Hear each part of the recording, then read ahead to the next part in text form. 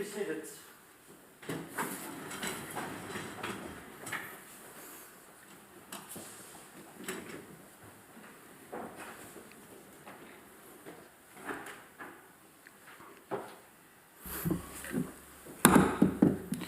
Hereby I open this academic ceremony in which Xiaofei Zhao will defend his academic thesis, Microvascular Dysfunction in Cardiometabolic Disease, a focus on hyperglycemia. May I invite you to present a summary of your study and the conclusions of your thesis. Okay, so hello everyone. Dear professor, supervisors, committee members, friends, family, and colleagues, thanks for being here to join my presentation today. In next 15 minutes, I will give my presentation. The topic is microvascular dysfunction in cardiometabolic disease, a focus on hyperglycemia.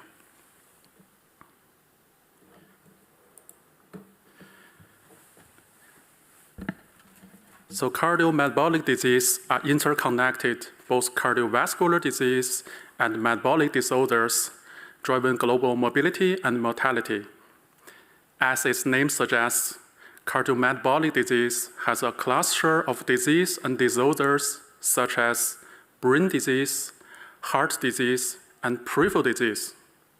In disorders, it has diabetes and obesity, etc. Furthermore, it happens to be a major public health problem worldwide. For example, diabetes, along with its complications, are estimated to deprive more than 400 million people's life and occur 1 in 10 adults.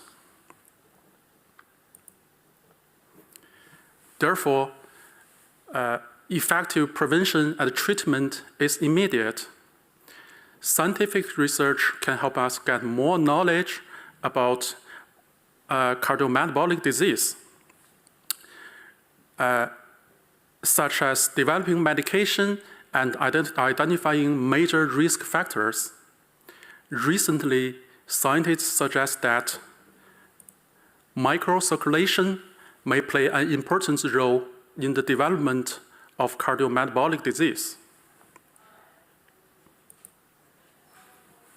So microcirculation composes of the smallest vessels in our body. It can deliver oxygen and nutrients. It also removes waste. It can communicate different organs so that it can collaborate our body work well. Normally, it also has the role of immunity. The function of microcirculation, namely microvascular dysfunction, may develop early to the development of cardiometabolic disease. So microcirculation, especially driven by hyperglycemia, whether involved in the cardiometabolic disease, are still not fully understood. Therefore, in my thesis, we focus on the association between hyperglycemia, microvascular dysfunction, and cardiometabolic disease. We mainly focus on type 2 diabetes and cardiovascular disease. So to research this whole relationship, we carry out a large cohort dataset named the Maastricht study, which enriched people, middle to old age person located in the southern part of Netherlands. We measure microvascular functions as well as occurrence of disease or disorders. To learn about this Maastricht study, we can find the changes of disease of normal and disease conditions. For microvascular dysfunction, we have lots of non-invasive measurements in different organs in our body, such as in eyes, brain, skin, the sides under the tongue.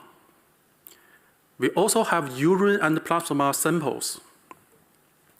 based on this all kinds of different measurements of microvascular dysfunction, we can observe the changes of microvascular dysfunction in normal and disease conditions. So here is our thesis part 1 in chapter 2 and 3. Our hypothesis is that hyperglycemia measurements associated with microvascular dysfunction. We mainly focus on 2 different kinds of microvascular dysfunction in our body. First one is the skin microvascular flow motion. So skin microvascular flow motion is measured in laser Doppler flowmetry. It's a rhythmic vascular activity in 3 main components: endothelial, neurogenic, and myogenic. The other measurement of hyperglycemia, of microvascular dysfunction, is named glycocalyx thickness. We measured glycocalyx thickness as a device named glycocheck. We measured perfuse boundary region, which is the inverse indicator of glycocalyx thickness. So glycocalyx thickness refers to protective carbohydrate-rich coating on the endothelial cells. So in chapter 2, our hypothesis is that hyperglycemia measurements associated with skin microvascular flow motion. We have available participants around 7,200. In chapter 3, our hypothesis is that hyperglycemia measurements associated with glycocalyx thickness. We have available participants around 5,100. Here is our results. As here you can see, this figure showed association of endothelial and glycocalyx with microvascular dysfunction by glucose status. When prediabetes versus normal glucose level, the skin microvascular flow motion was significantly decreased. When type 2 diabetes versus normal glucose level, both skin microvascular flow motion and glycocalyx thickness were all significantly decreased. Despite the glucose metabolism status, we also have different kinds of hyperglycemia measurements, such as fasting plasma glucose, 2-hour post-low glucose, hemoglobin A1C, and skin autofluorescence. As here we can see, when fasting plasma glucose level increased, the skin microvascular flow motion power was significantly decreased. When 2-hour post-low glucose level increased, both skin microvascular flow motion power and glycocalyx thickness were all significantly decreased. When hemoglobin A1C level increased, the skin microvascular flow motion power was significantly decreased. So based on our previous study, we already shown that hyperglycemia measurements associated with microvascular dysfunction. Then we thought that microvascular dysfunction associated with hyperglycemia measurements. In other words, that hyperglycemia leading to microvascular dysfunction. And this is also our next hypothesis in chapter 4. To test whether these 2 factors has a causality relationship, we use the DNA information in the large-scale group to see whether glucose were genetically associated with microvascular dysfunction.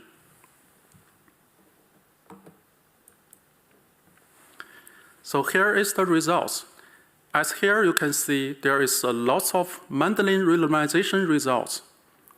We only found significantly association in between 2-hour post-low glucose and urine albumin excretion. And the rest of the tests, there's no significantly association.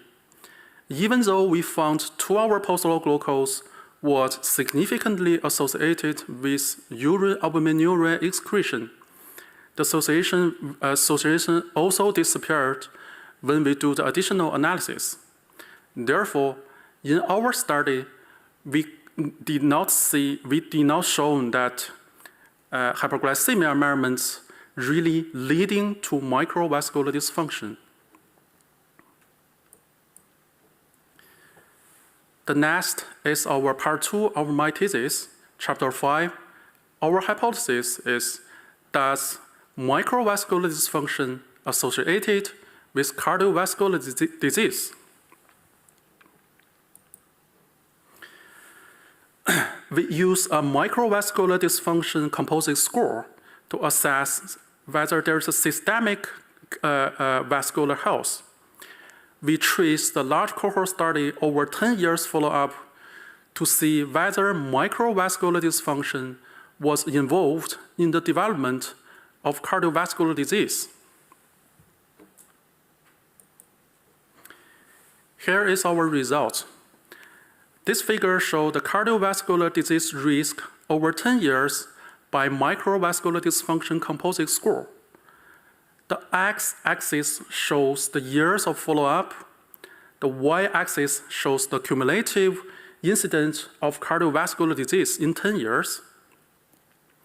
The results shows that the participants which have higher microvascular dysfunction group will always have a higher cumulative incidence of cardiovascular disease risk than medium microvascular dysfunction group and lower microvascular dysfunction group. And then these results show the risk of being diagnosed with cardiovascular disease.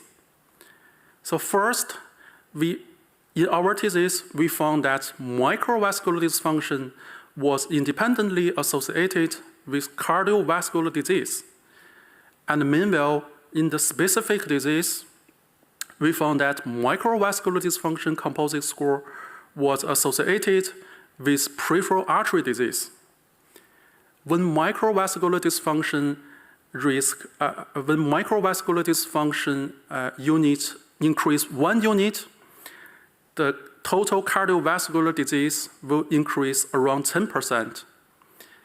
And peripheral artery disease risk will increase around 15%.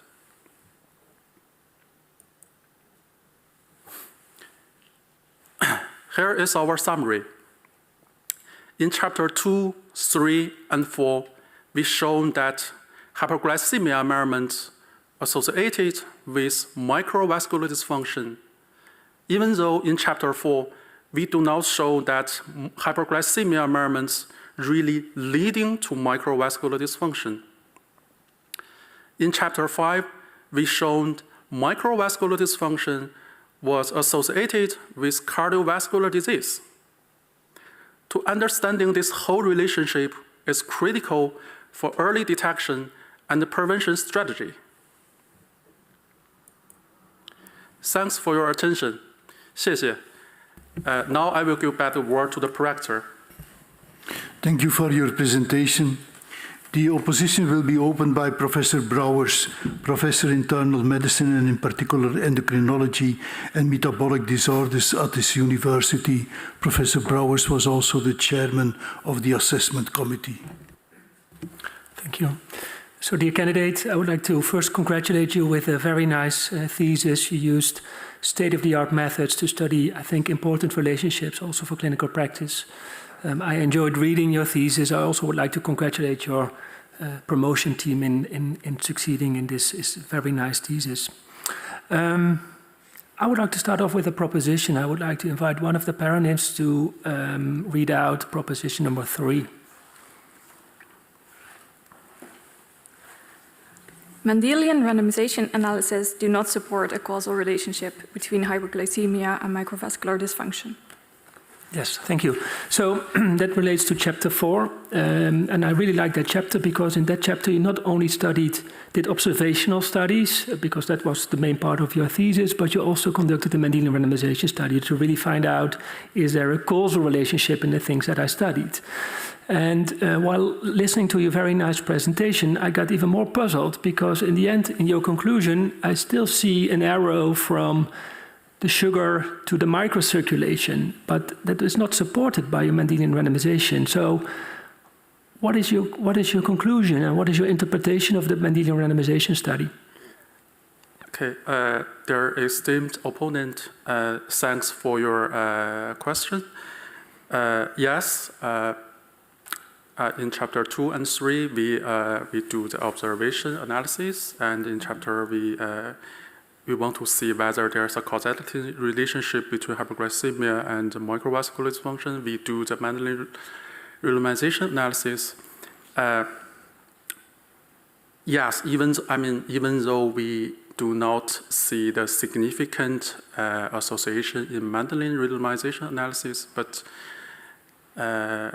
there seems some disadvantage point in our research. It was like because our data set is not large enough. This is the first point, and the second point might be the DNA information, the SNP we used, like 2-hour postural glucose. We used hemoglobin A1C. We used the fasting plasma glucose level. These SNPs, we are not involved much SNPs. That might be the reason that we. So with that, you suggest that there is a methodological reason that I found these null results, that there is no relationship in the Mendelian randomization. So you conclude, I don't believe these results. Or if I would be able to repeat the Mendelian randomization with more SNPs or with more valid SNPs in a larger population, you expect that you will find this relationship? For me, I will not say I don't believe that these two kind of things have the association, because we still have not only Mendelian randomization, but also we can do the long-term longitudinal study, and this also might be a kind of to solve the question. That's my thought. Not only Mendelian randomization, but we also have other skills. We can discuss these. Yeah. One other thing, it was when I read your thesis and also your discussion, I guess you also had a more or less biological explanation for these null findings. And that's what I missed in the slide. Do you remember what you wrote yourself on that? A biological explanation for these null results in the Mendelian randomization.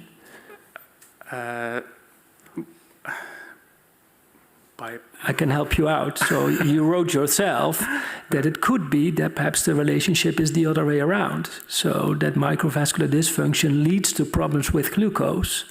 And that's the direction of the causality. And that would also explain that you find relationships between glycemia and the microvascular system in your other chapters, because there you cannot estimate the direction of causality. So, but am I correct that you yes. wrote this? Yes, I agree. Yeah? Yeah. What do you think about that? Yeah. So that's might be the limitation of my research, that we only see the Mendelian randomization between hyperglycemia and microvascular dysfunction. So I agree with your suggestion. That's. Yeah, and you just said, well, there are also other ways of finding out, and you said we could perform a longitudinal study. So, well, these data will be there in some time because the Maastricht study has a follow-up. But can you also think of other types of studies in which you could study the relationship between glycemia and the microvascular system? So no Mendelian randomization, no observational studies. What other type of study could you do to study this relationship?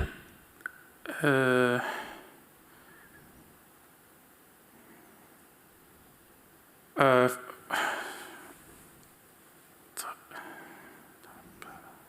Or perhaps what is the gold standard to find out causality? What is the best way of doing?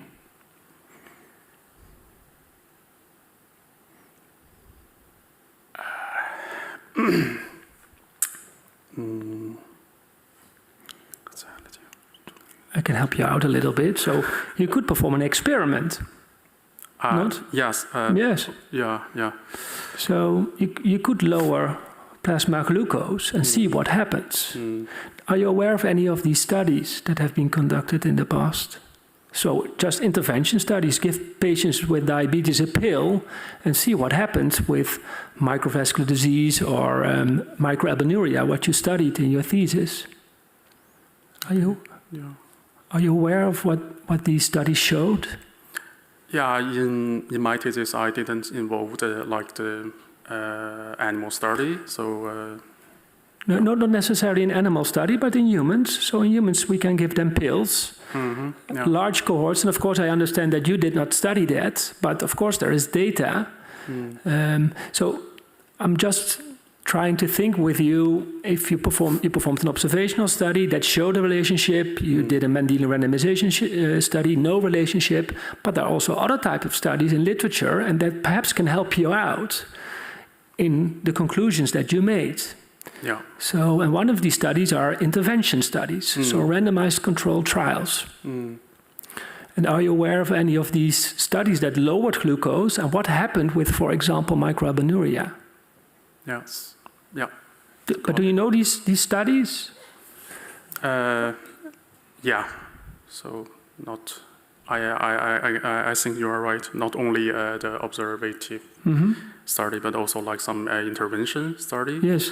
Yeah. And do you know what they do if you lower glucose? And what happens with, for example, microalbuminuria? No, I didn't know. Yeah. Okay. No. Before I give the word back to the prorector, I'll just help you out. So what they show is that if you lower blood glucose, microalbuminuria is reduced. So I think if I go back to the slides you showed, glucose, microvascular dysfunction, I do think there is a relationship from RCTs, Okay. Yeah. from observational studies in your thesis. So the only thing what we don't completely understand is the Mendelian randomization part. And I think you gave correct potential explanations why you didn't find that for the Mendelian randomization. So thank you. I give the word back to the prorector. Thank you. The opposition will be continued by Professor Shore, Professor of Cardiovascular Sciences at the Exeter University in the United Kingdom. Professor Shore was member of the assessment committee, and we highly appreciate your participation to this academic ceremony. Thank you. Dear candidate, congratulations on this very nice thesis. I really enjoyed reading it. It was a very intensive piece of work and very well executed. I'd like to discuss with you the flow motion in skin studies, which form chapter 2 of your thesis. So you undertook extensive investigations using the skin flow motion as measured, as you described in your presentation, measured using a laser Doppler flow at the wrist. And you divided those that flow motion into different frequencies, and you assigned to those frequencies different types of mechanisms of microvascular control mechanisms. Can you tell us why you did that, on what literature you based those decisions? It's not very clear. Can you rephrase your question? I mean, yeah. Yes, of course. I'm sorry. So the lower frequency band you describe as endothelial function. Yes? Why do you think that is endothelial function? Okay. Their esteemed opponent, thanks for your question. If I understand correctly, you asked me the chapter 2 the skin microvascular flow motion part. The why I choose the endothelial frequency as my mean outcome. Is it correct? Or No, I want to know why you think a low frequency is due to the endothelium.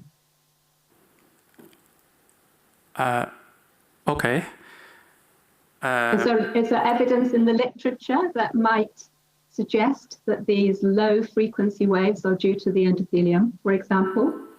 Yeah, first I have to concede that the definition of endothelial components, their frequency interval, I just follow the previous study. And like the previous study, I'm not sure whether it is a standard, the gold standard criteria, but normally for skin microvascular flow motion, the lowest frequency is defined as the endothelial component. So that's my answer. Yeah. Okay, thank you. So if you looked at it today and tomorrow, would you get the same power, endothelial power, in a particular patient? That's also might be one disadvantage of our thesis, because as you may know that the Maastricht study is a large cohort study, and they have lots of different measurements. So when we focus on like hyperglycemia measurements level and skin microvascular flow motion, we didn't test them in one day at one same time. That might be changed in like you said, the 2 days later or 3 days later or 1 week later. So, and because this is for chapter 2 itself is a cross-sectional analysis, that might be one disadvantage of our results. So if it is possible,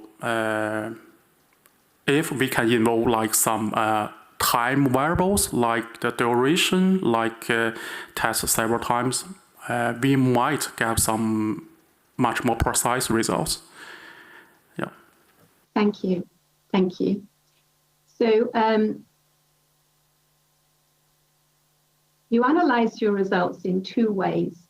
You looked at them in your controls, your normal glucose, and your pre-diabetes and your diabetes groups. There's 3 groups, didn't you? And then you also looked at the associations with your measures of glycemic control. So if we think about the 3-group comparison to start with, what your data showed was that if you corrected your model for markers of cardiovascular disease, that you no longer saw a difference in the vasomotion pattern across your 3 groups. And yet you still want to conclude that hyperglycemia has an effect. And yet across those 3 groups in your corrected model, you didn't see any differences between your groups. Would you like to comment on that? Sorry, can you repeat your question? There's still not very clear. Just your question, yeah. Okay. When you have your 3-group comparison, controls, pre-diabetes and diabetes, in the basic model, you saw a difference. Endothelial, the slow motion changed as diabetes became more apparent. When you used your corrected models, you then lost that difference between your groups. What's your interpretation of that data? Okay, yeah, thanks for the question. If I understand correctly, Yes, we do found that like in crude models, not only glucose metabolism status was significantly associated with skin microvascular flow motion, but also different kinds of hyperglycemia. When we add some more co-variables and or we say like confounders, some of them significantly association will disappear, but some are still there. So in chapter 2, we try to make the model 2A and model 2B as an equal model. So model 2A we defined as the conservative model, and model 2B we named like additional model. So, but nevertheless, even though model 2B we already add lots of confounders, the HbA1c, if I understand correctly, the hemoglobin A1c still have the significantly association. So that's why we say that in cross-sectional analysis, the hyperglycemia really associated with microvascular dysfunction, not only in crude model, but in both conservative model and Yes, that's my point, I guess, is that in the cross-sectional analysis, you do see a relationship with HbA1c, but in your three-group comparison, corrections for cholesterol, lipids, and waist circumference eliminate your difference. So there's no difference across your three groups. So that's fine. So can I ask you how you decided which variables to put into your model? Because what your hypothesis is that increased exposure to hyperglycemia will reduce your skin microcirculatory flow motion. So what you're trying to adjust your models for are for all the factors that differ between your participants. So you're trying to isolate the effects of hyperglycemia from those other effects. So how did you choose those variables that you wanted to put into the model? Yes, thanks for the question. Normally, we based on the basic rule from the Maastricht study. Like we defined different models like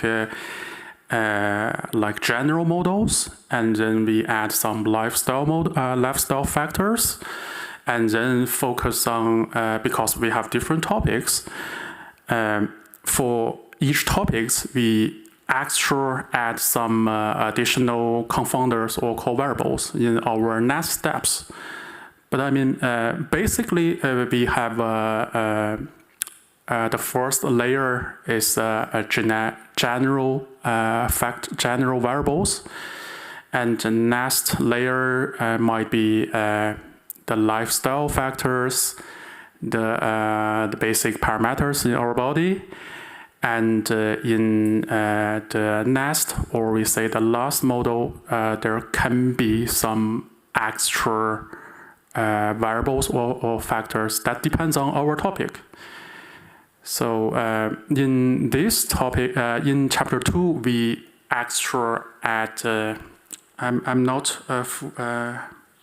sure whether I remember correctly, but we extra add the lipid medication. We add I'll stop you then, candidate. Thank you for your response. I'll hand the word back to the prorector. Thank you. Okay, thanks. Thank you.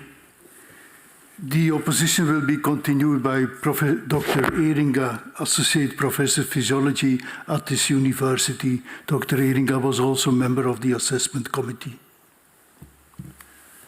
Thank you, Mr. Prorector.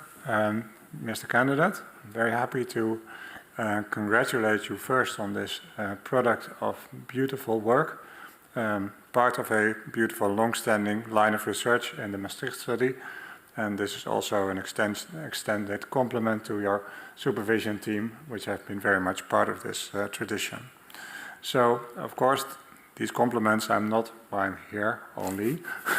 I'm also here to discuss some of the contents to see how well you can defend your choices over the course of your PhD.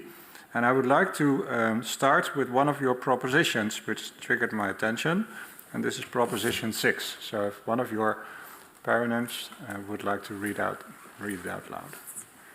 Microvascular dysfunction can vary between organs, which makes it difficult to assess and treat in a standardized way. So this is a proposition I happen to agree with. So it sounds like a boring start to a discussion. But if I understand you correctly, the best predictor of a problem in the brain would be microvascular dysfunction in the brain. Is that correct? Yes, yes. We Very good. defined brain disease as cerebral disease. Yeah. Yes. So you have conducted a study in which you try to predict cerebrovascular accidents by looking at the microcirculation. So then you would only look at microvascular dysfunction in the brain. Is that correct? Yes, I guess. Actually, if I look at chapter 5, you have made this microvascular dysfunction not specific to the brain, but used and integrated a composite score of microvascular dysfunction. So you kind of diluted microvascular dysfunction in the brain by mixing it in with microvascular dysfunction in the kidney, in the skin, with flow motion, etc., with glycocalyx. So why have you not chosen a selective microvascular parameter in the brain, but instead a more generalized composite score of microvascular dysfunction? Okay, dear esteemed opponent, thanks for your question.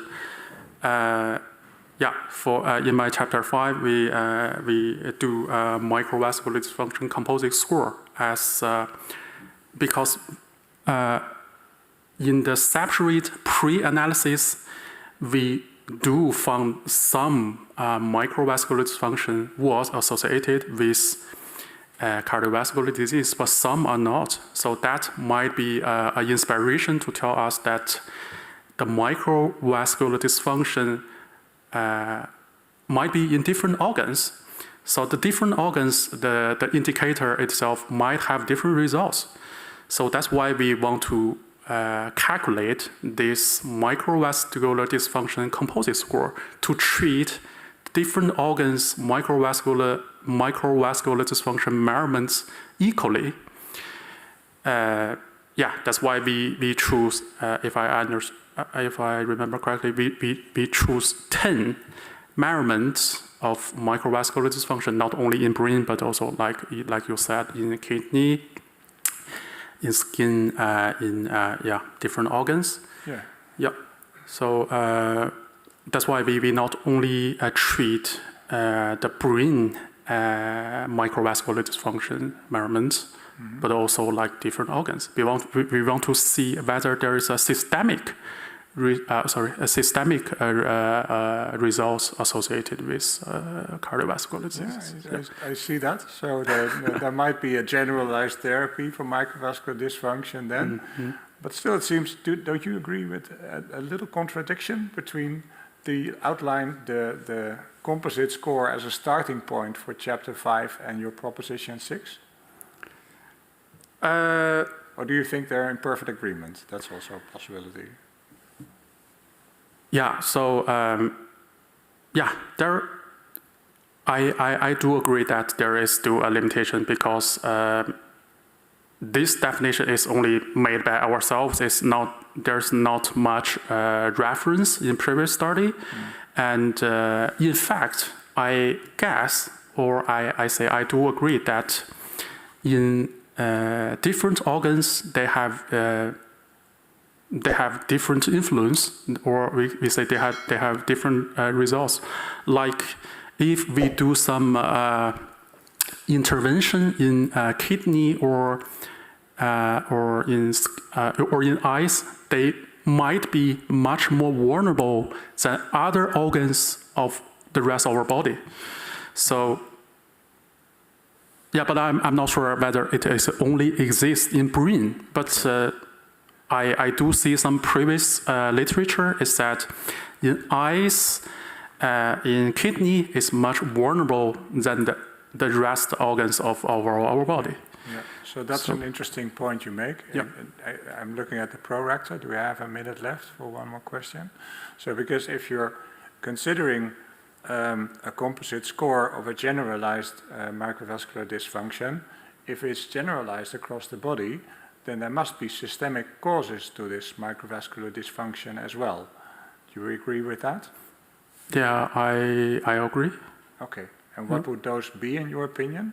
So if you could pick one central cause of a generalized microvascular dysfunction, what would it be? Can you repeat your question? Absolutely. So there's a couple of things that might cause a systemic microvascular dysfunction. It can be blonde hair, a neurological defect, kidney dysfunction, a blood component.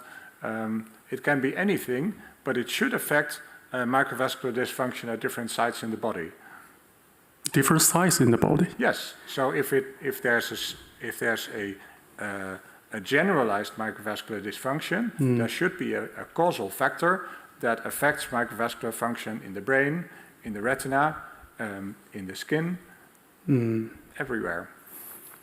Yeah, first, thanks for your question. Yeah, I do agree your assumption. Yes, I agree. I agree with you that you say in some specific organs they already have the issues or effects. But you made a point that it's not hyperglycemia, so it must be something else. Yes. So yeah, as far as I know, yes, there might be not only hyperglycemia, but also like hypertension or other exposure factors. Yeah, for sure, not only hyperglycemia. Yeah, but I still need further research. Thank you very much. The United is only focused on hyperglycemia. Happy with your answer. Yeah. Happy to give the word back to the prorector. Thank you. Thank you. The opposition will be continued by Professor Schaper, Professor Emeritus in Endocrinology at this university. Professor Schaper is also the secretary of the degree committee. Dear Mr. Zhao, my compliments with your thesis and the beautiful work you've done and the way you've written it up. Very clearly, very easy to read. So that was very enjoyable. And I think that I can realize how difficult it must have been for you, because 45 years ago I tried to learn Chinese. and those days people rarely went to China, so I'm a great fan of China and were there quite frequently also almost 50 years ago. But I kept saying pig instead of mother, and I kept saying, made other horrible mistakes, so I could never learn your language. And with Chinese, you have two problems. You also have to pronounce it correctly, but what is written and what is spoken are two different worlds. So actually, you have to learn two languages. And then go to Europe in a different culture and a different language. It's a major shock. So my compliments, you survived that. And in your PhD, you write that one of the reasons you survived this culture, language shock, was because of one of the pivotal figures in your promotion team, Dr. Boy Hube, who was a father to you. Yes. And I must say, he was my first PhD student on microvasculature. And I didn't know anything about microvascular. I was a neuroendocrinologist. So there the two of us had to delve into the microcirculation. Fortunately, we had contact with Angela Shore and John Took and others who learned us along the way. So I wasn't a very good supervisor. I was probably a poor uncle. And it's great to see that my first PhD student has so greatly evolved. So, but now go back to your beautiful thesis. And like I already said, our job is here to criticize you, or at least to ask questions, because good results leads to more questions than answers. And one of the things I'm wrestling with is the glycocalyx. I'm a bit of a philosopher, and I have always a problem when there is something I can't see. I tried also to study quantum mechanics, and there is a bit of a similarity between quantum mechanics and the glycocalyx, because you measure something and you say, that's an expression of the glycocalyx, the distance between the erythrocytes and the vessel wall. But actually, we don't know what that is. And then you say, that has a function. It protects the endothelium, it regulates permeability, and blah, blah, blah. And you draw conclusions out of that. So I'm a bit, worried about using this term myself, but let's try and discuss it. So you conclude that both type 2 diabetes and 2-hour plasma glucose are associated with a thinner glycocalyx, right? Proposition number 2. Because of time, I won't ask your paragraphs to read it. And you say that both independently are associated. But you probably know the work, because you cited it, of the Amsterdam group, Niedorp, that acute hyperglycemia already results in a loss of systemic glycocalyx mass, estimated by a different procedure, but let's say it's the same.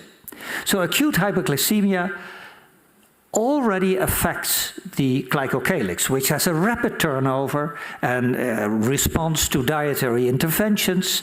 So it's not a static thing, but it's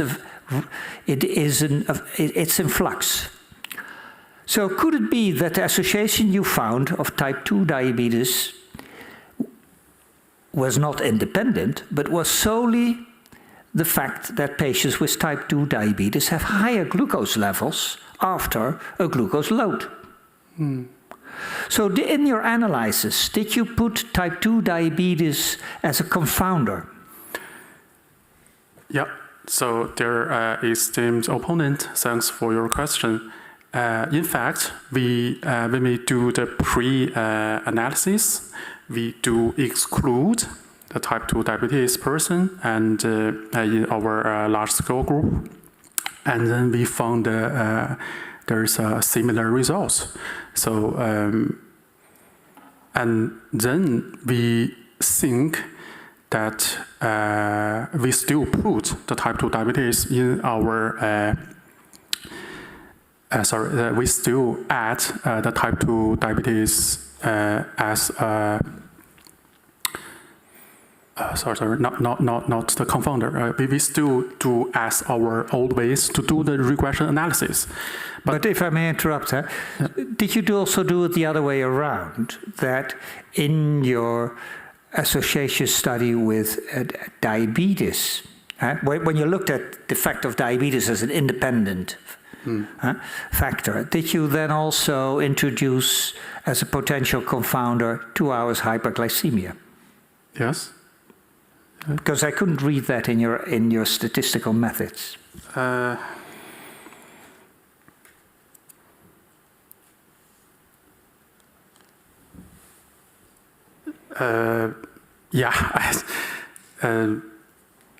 I said, when we do the preliminary results, we tried several times, and we see if we put a type 2 diabetes, this variable as a confounder in our regression model, there is similar results with the whether involved or not. Yeah. What struck me was that you didn't find an association with pre-diabetes. And you say, well, hyperglycemia results to microvascular damage, and well, it might start already very early on, you write somewhere. So how do you explain the absence of an effect of pre-diabetes? Well, for instance, with this skin flow motion and other parameters, you did find an association. So why not pre-diabetes? Yeah, thanks for your question. In fact, as we all know, the microvascular dysfunction not only glycocalyx thickness, but also other kinds of measurements in our body. So in our research, we actually do not find the prediabetes versus normal glucose level, the glycocalyx thickness change. But I mean, in some similar analysis, some microvascular dysfunction measurements, they do. The things already change in the prediabetes period. For me, the reason why we don't see any change in prediabetes, there might be because this indicator, I'm not fully sure this is correct, but this is my thought is this indicator is not sensitive enough to capture the the dynamic change in acute or the chronic stimulate. That might be the reason that in pre-diabetes period we did not see any significantly change. Yeah, that's my thought. Yep. Yeah, I think we then both agree that there are some second thoughts about the importance of the glycocalyx. At least it's an area that needs further exploration. Thank you very much, and I give the word back to the Prorector. Thank you. The opposition will be continued by Dr. Wouters, Associate Professor Internal Medicine at this university. Thank you. Dear candidate, also from my part, congratulations with this really nicely written thesis. It was really easy to read, I learned a lot, and obviously also your supervision team who guided you very well during this period. I would like to ask some questions. I'll start with chapters 2 and 3. We'll see how much time we have. And I was interested in the fact that, of course, you had a lot of differences between the crude analyses and then the fully adjusted analyses, where some associations were lost. But one thing was for me very, very consistent. Your skin autofluorescence, it never does anything while you use it as a measure of hyperglycemia.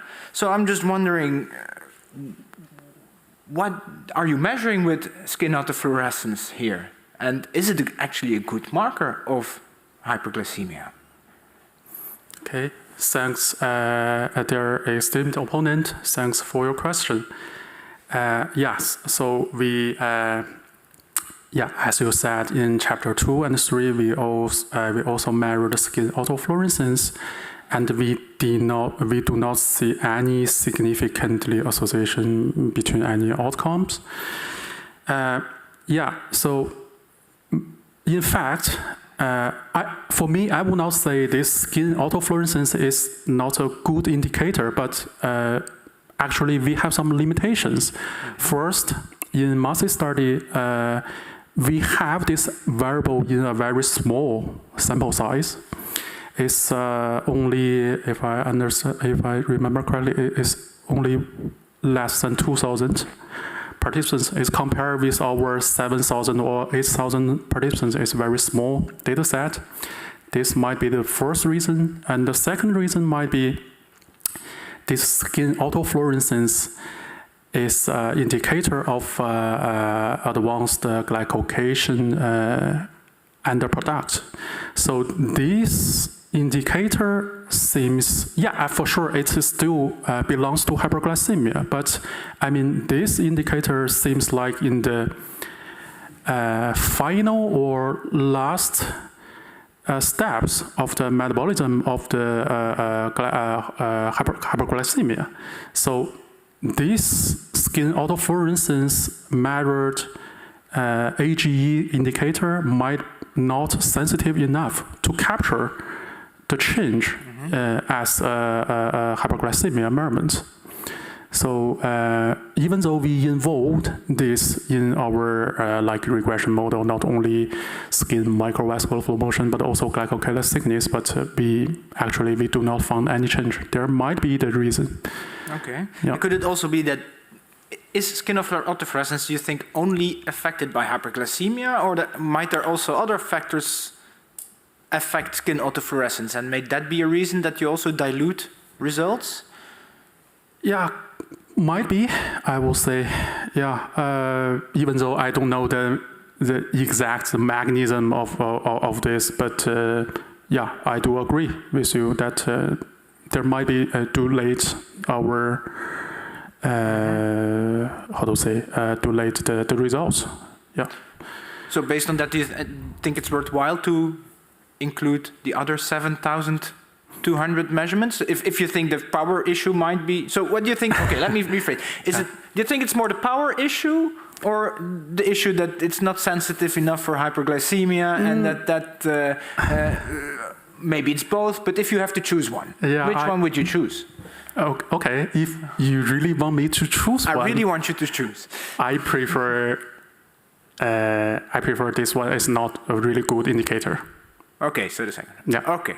I'm very happy with the answer, and with that I will give the word back to the prorector. The opposition will be continued by Dr. Gerards, postdoc at the Department of Social Sciences at the University of Luxembourg. We also thank you for your participation to this ceremony. Thank you. Dear candidate, also from my side, I would like to congratulate you with the excellent work that you have accomplished. I will also give my congratulations to your supervising team. Again, impressive work that you have accomplished. And in particular, I appreciate the analysis that you performed, not only performing cross-sectional and longitudinal analysis, but also performing Mendelian randomization, that really shows that you did an effort to study all these statistical methods. Of course, I'm also here to discuss your thesis. And to start, I would like to ask one of your paronyms to read proposition number 8. Strengthening microvascular health monitoring in people with prediabetes may help prevent future cardiovascular complications and reduce healthcare burden. Thank you. So, last month, the Dutch Council of Public Health and Society, the RVS, published its advisory report entitled "Everyone Almost Ill." In this report, the Council expressed its concerns about the rapid increase in the numbers of medical tests and the number of diagnoses that make many people unnecessary patients. This diagnosis expansion, including the introduction of the term prediabetes, raises the number of Dutch people living with this diagnosis of prediabetes, increases the number of 1.4 million Dutch people that are almost ill. This number should place an unnecessary burden on healthcare systems and make healthcare less accessible to people with real health problems. So if we consider these the negative sides of this diagnosis expansion and the difficulties to assess and treat microvascular dysfunction, should strengthening microvascular health monitoring in people with both prediabetes and diabetes really reduce the healthcare burden, or may this also increase our healthcare burden?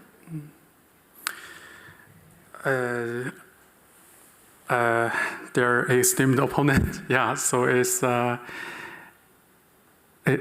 looks like a clinical effect of these kinds of questions. So may I ask you to repeat once again about what's your point you want to ask?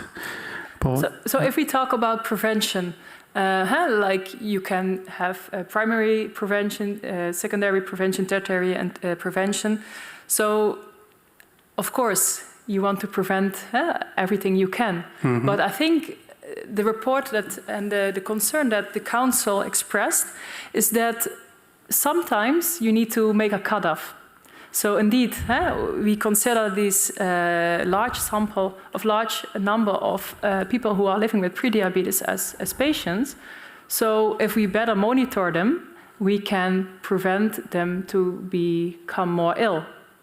But to monitor these people, this needs to come with a price. Yeah, so... with a cost. Yeah, I do agree with you. This seems like a balance. Yeah, we should not only focus on the effect of like medicine or drugs itself, but also like to consider the budget of the expense.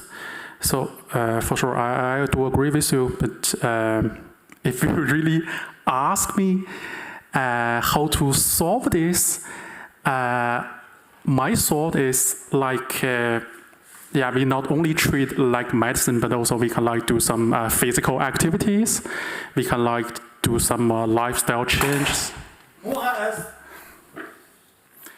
Xiaofei Zhao, the time appointed for defending your thesis has passed. The degree committee will now withdraw to discuss the quality of your thesis and your defense. I request that you and your company await the results of our deliberations and our return in this room.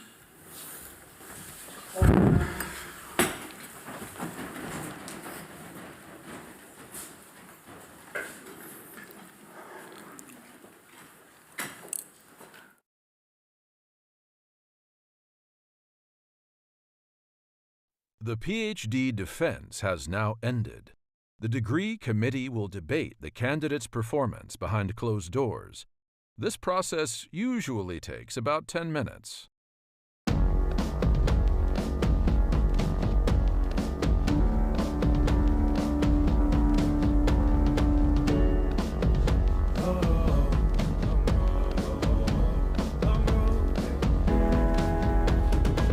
Long road to the south side. 10 miles in my rearview mirror, I know what it felt like. My goal's only getting clearer, east side to the west side. No place like home, if it's questions that you've got, go the extra mile and die.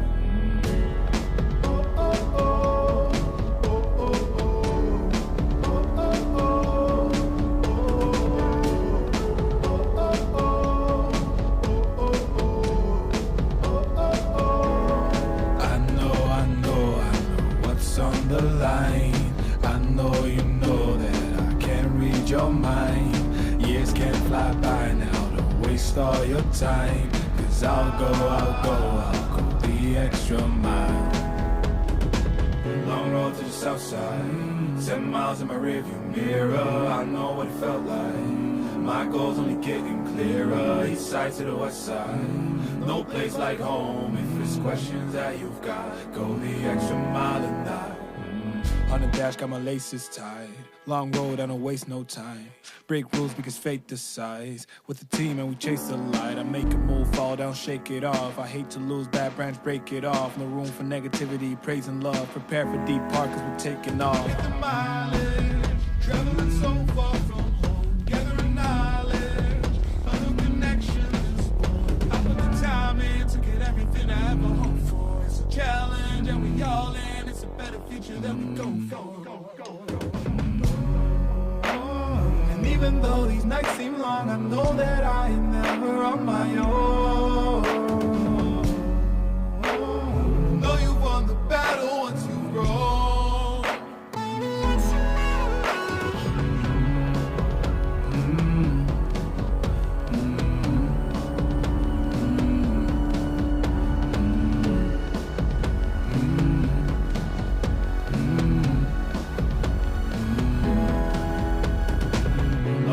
South side, 10 miles in my rearview mirror, I know what it felt like. My goal's only getting clearer, east side to the west side. No place like home, if it's questions that you've got, go the extra mile and die. Long road to the south side, 10 miles in my rearview mirror, I know what it felt like. My goal's only getting clearer, east side to the west side. No place like home, if it's questions that you've got, go the extra mile and die.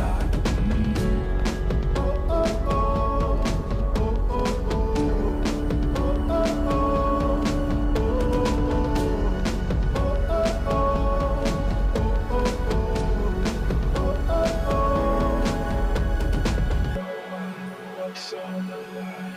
I know that I can't read your mind. Years can't fly by now, don't waste all your time. 'Cause I'll go the extra mile.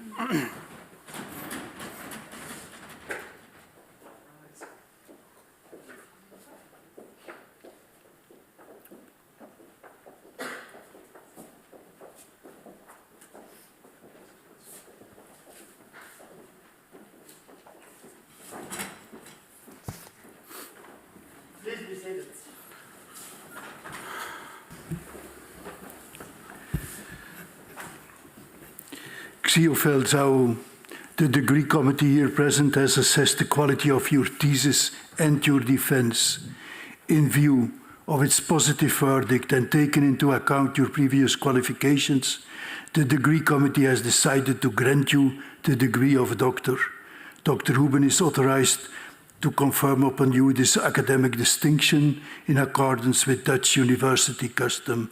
I invite your supervisor to now take the floor. All right, please.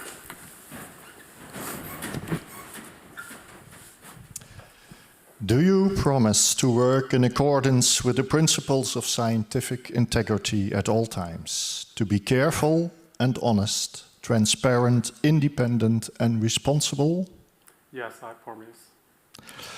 By the authority vested in us by law and in conformity with the decision of the committee here present, I hereby confirm upon you, Xiaofei Zhao, the degree of doctor and grant you all rights attached by custom and law.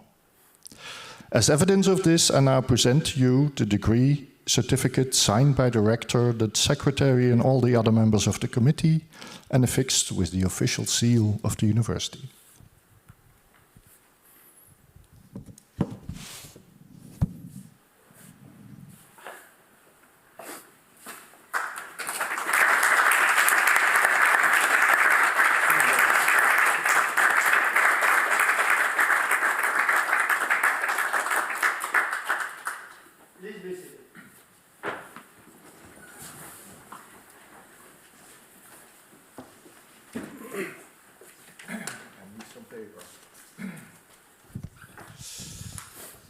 Dear Dr. Zhao, dear Xiaofei, it's my honor and privilege and pleasure to be the first person to congratulate you on receiving your PhD degree, and I do this on behalf of Miranda.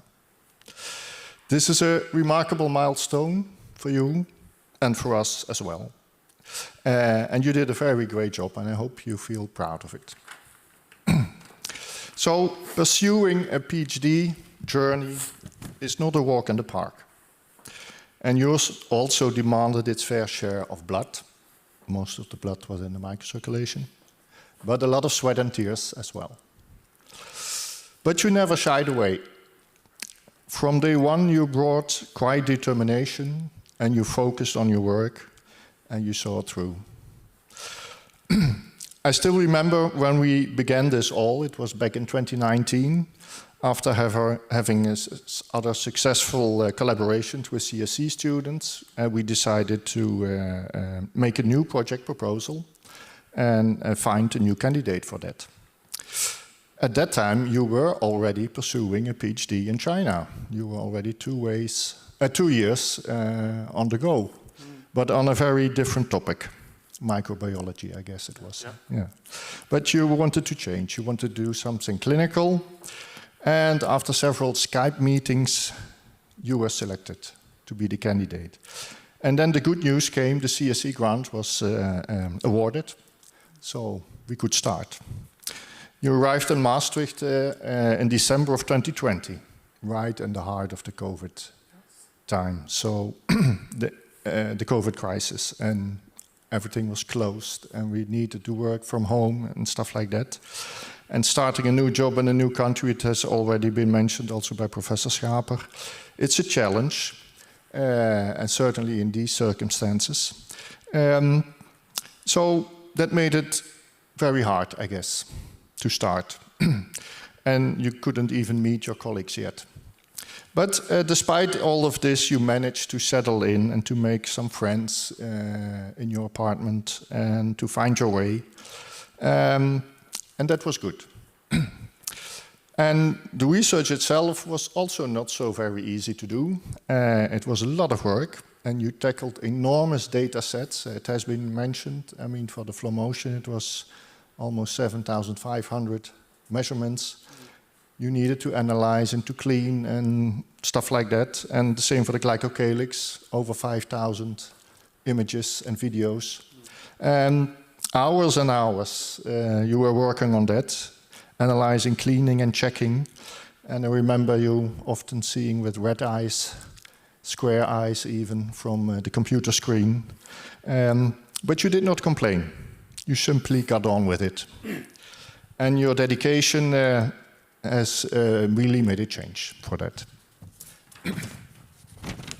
And with that, you made a very large contribution to the Maastricht study, and I think, well, all of us working with these data are very grateful for that, because now we can use it in all kind of analysis. Well, and then there's also life outside the lab, and that wasn't always easy either. Huh? You had your share, you faced some personal challenges, the end of a relation and the stress of your parents' health issues. And you had to travel back sometimes to China to have a look there, but you carried on. And then you came to the final months of your project, and then the pressure built up because, yeah, at some time we needed to have this manuscript finished. Long days, long nights, but you survived, and you can really be proud of it. It was because you did a great job. I've seen you grown as a person. I've seen you grown as a professional. At first, we thought you are a very quiet and humble person, but always eager to help, also the students who came along. And our weekly meetings became more and more personal, and you shared a lot of things from your personal thoughts and how you lived in China and stuff like that. And also doing some trips to conferences. We went to national conferences and to ESM in Aarhus and to Madrid to the ESD. And there the friendship grew and we had a lot of memorable conversations. And so we saw that there were some striking similarities between China and the Netherlands and some differences. But that made it very nice. And I learned a lot. And I valued those moments. So thank you for sharing that with me, and thank you for being a friend. And now I want to congratulate you again with this nice work, and it's been a pleasure to work with you. And now I also want to look forward to the collaboration we have in the future, in which we can continue research, and you almost have a new appointment in China, so then we can keep on working with it. Thank you. Thanks. Really appreciate it. Yeah.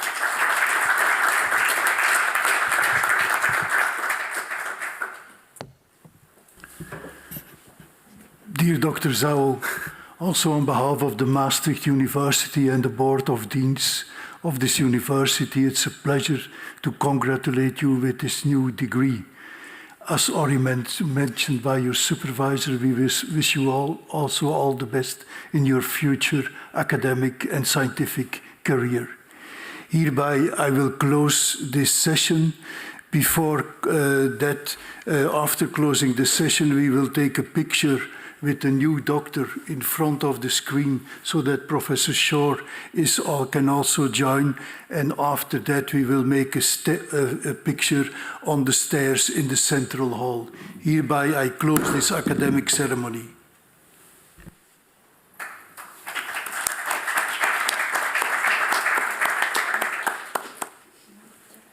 Recording stopped.